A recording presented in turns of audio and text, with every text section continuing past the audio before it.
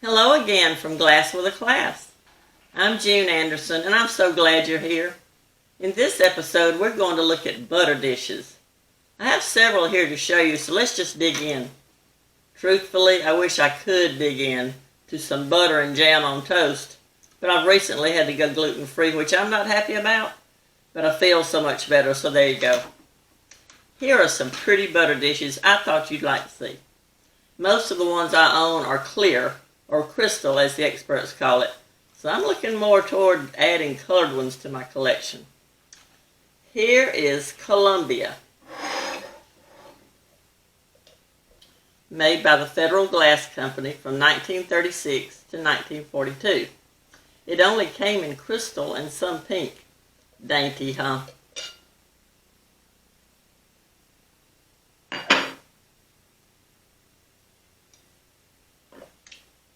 Okay, here is Windsor. This is Windsor, whose nickname is Windsor Diamond. It was manufactured by the Jeannette Glass Company from 1936 to 1946. It came in pink, green, crystal, some Delphite, amberina red, and ice blue. I wonder if the House of Windsor ever used any of it. They may have. Who knows? Here is Pineapple from Anchor Hocking Glass Company. I'm not sure of the years of reproduction, but I'm told it first appeared in their catalog in 1941. I'm sort of a nut about all things pineapple, so I really like this pattern. It doesn't have pineapples on it, but it does have what looks like the tops of pineapples. You see right here, this looks like the tops of pineapples.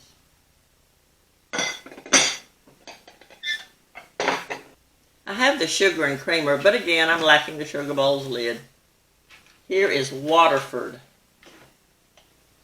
whose nickname is Waffle, made by the Hocking Glass Company from 1938 to 1944.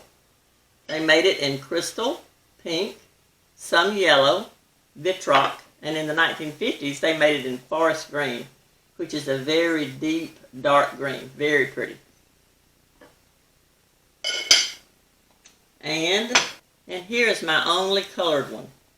It's pink, and it's named Cube, nicknamed Cubist, from the Jeannette Glass Company, made from 1929 to 1933.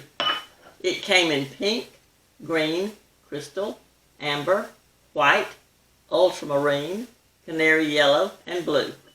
If you go online and look at some of the Cubist artwork, you'll see that it sort of resembles some of it. You may be wondering why they're all round with a domed lid. Well, there are butter dishes from yesteryear that are like the rectangular ones we're used to, but these were made because in the Depression era, many people churned their own butter and shaped it into rounds about yay thick and yay around, and it kept well in these round butter dishes.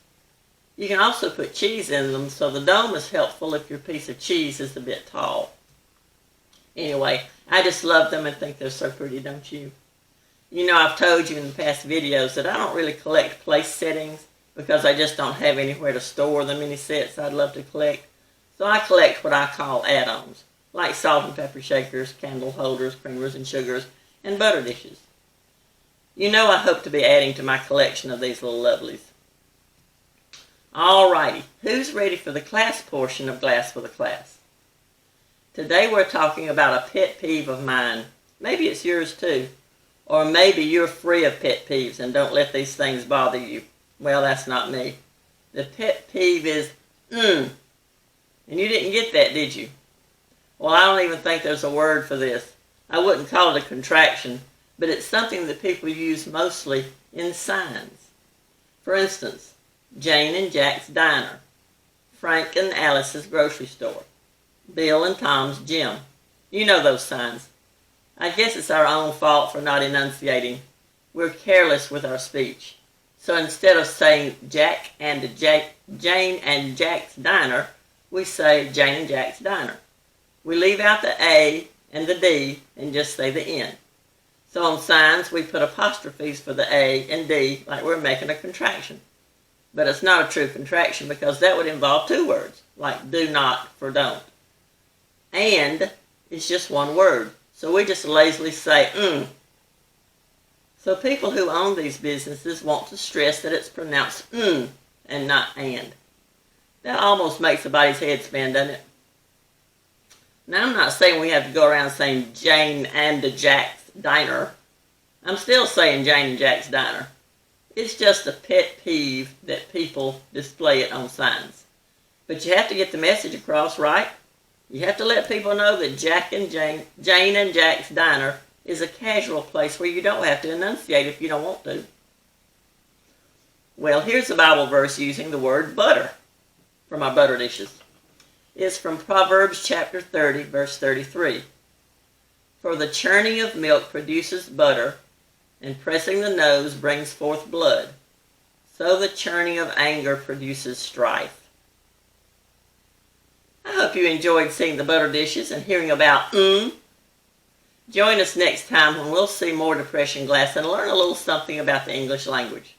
See you next time. God bless you and yours. Bye-bye.